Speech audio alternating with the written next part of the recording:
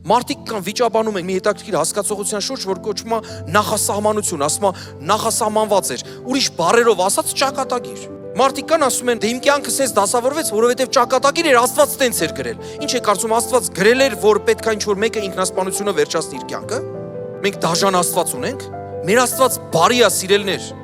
Մեր Աստված լավագույնն է գրել, ինչպես ցանկացած ծնող իր երեխայի համար, եթե մի դատարկ թուղթ տաս, ասես գրի քո երեխայի կյանքը։ Ինչեր կգրի։ Երբեք չի գրի հիվանդություն, երբեք չի գրի որևէ բացասական բան։ Էլ որքան ավելի մեր Աստված։ Բայց մենք գիտենք, որ ապրում ենք արդեն անեծքով լի աշխարհում։ Դրա համար են այդ ամեն ինչերը գալիս կպնում մեզ նաև։ Բայց մենք Աստված ունենք, սիրելիներ։ Ու մեր Աստված նախասահմանել է բոլորի համար լավագույնը, միայն թե մտնենք այդ սցենարի մեջ։